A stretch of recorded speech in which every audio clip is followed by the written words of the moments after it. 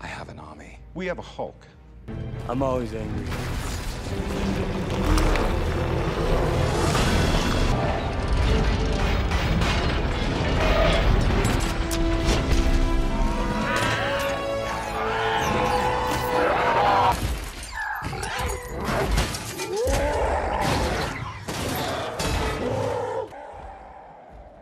Maybe smash a few things along the way.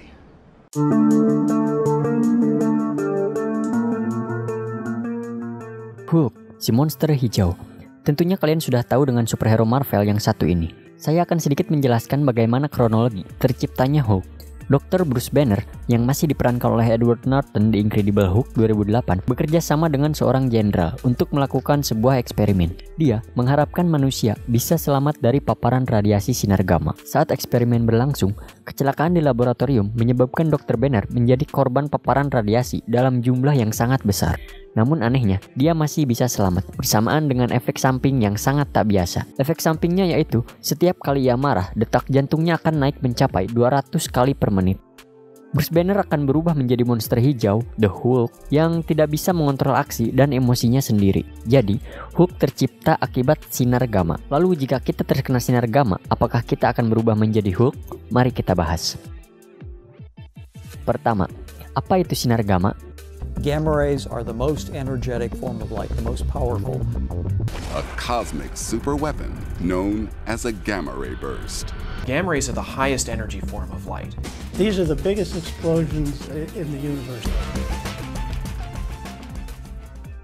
Menurut artikel dalam situs Life Science tahun 2008, sinar gamma adalah bentuk energi tertinggi di semesta.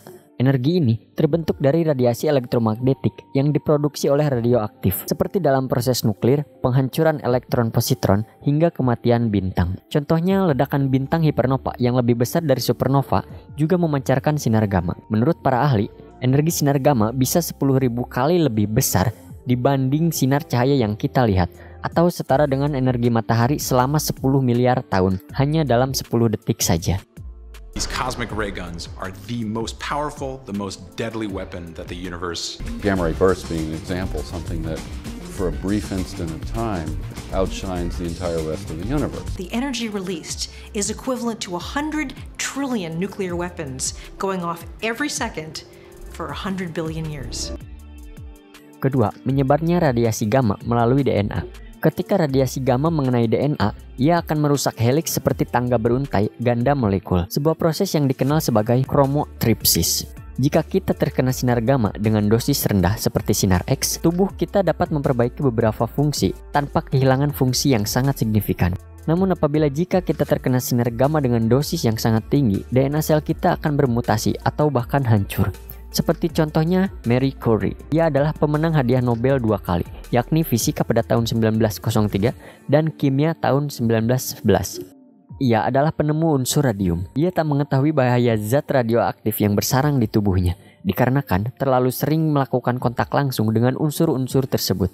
Radiasi sinar radium yang berlebih memberi dampak negatif bagi tubuhnya, hingga ia mengidap anemia. Madame Curie.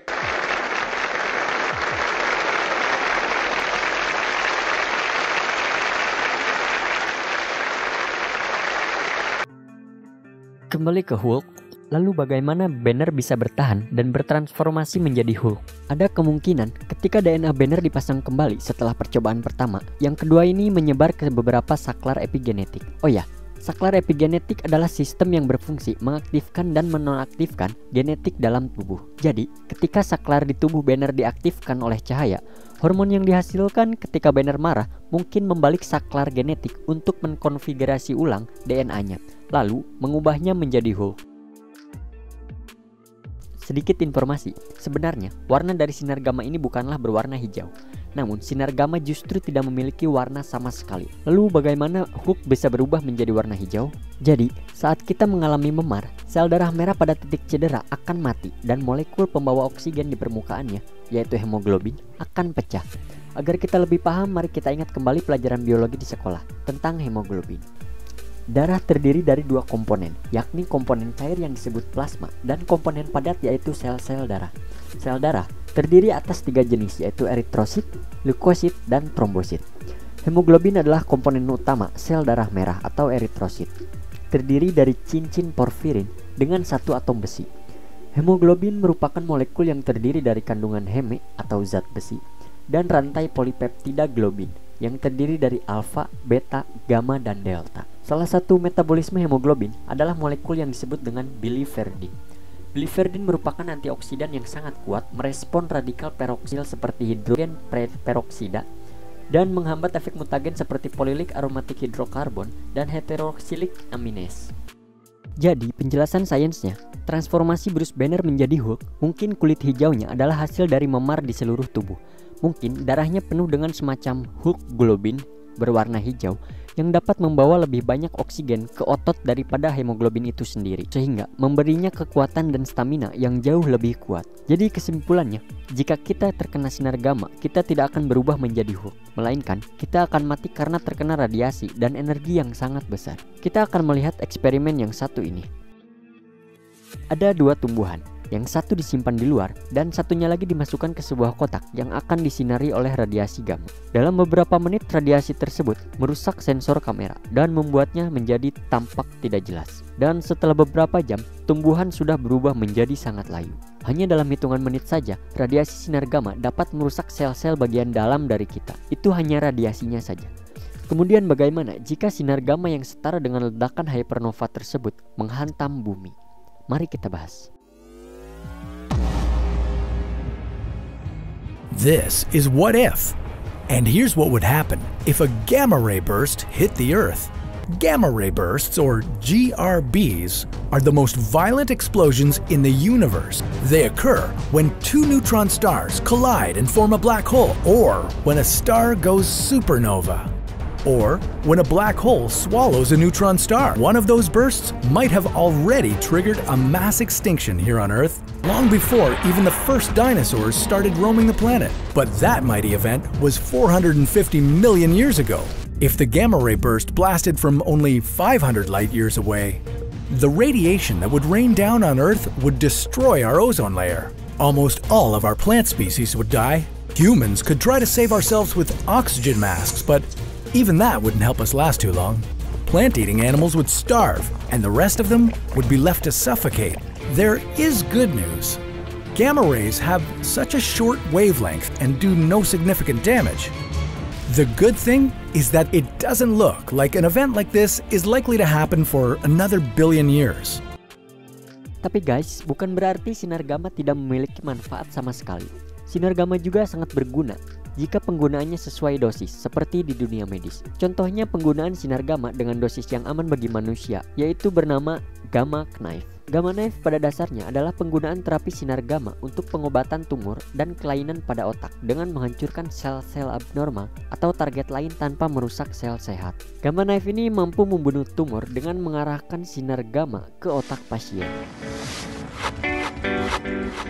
Several years ago, the availability of advanced medical equipment in Indonesia was not as broad as it is today. Now, Gamma Knife Radiosurgery is available in Indonesia, functioning at Siloam Hospital's Lipo Village, Tangerang since 2012. Gamma Knife Perfection is the first Gamma Knife unit in Indonesia and Southeast Asia. Gamma Knife is the latest standard in non-invasive radiation surgery for brain tumors, functional disorders, and artery-venous malformations. Gamma Knife itu suatu alat yang dedicated khusus untuk brain. Misalnya suatu penyakit tumor jinak otak yang kecil volumenya. This has 192 cobalt-60 sources.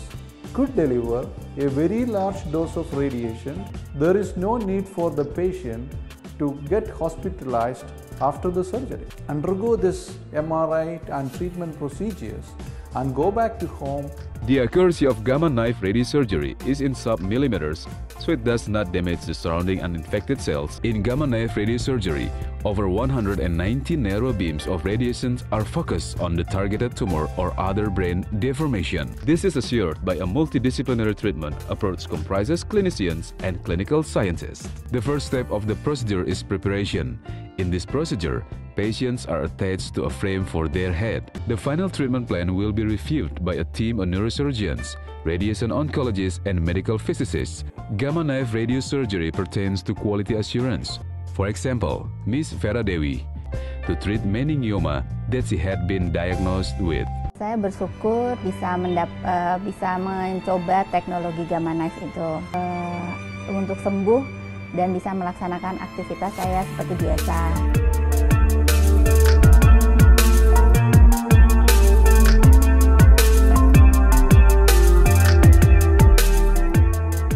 So guys, sekian yang bisa saya sampaikan mengenai informasi tentang Hulk, lebih tepatnya tentang sinar gamma. Untuk kalian yang mau menambahkan atau memberi koreksi, silahkan komen di bawah.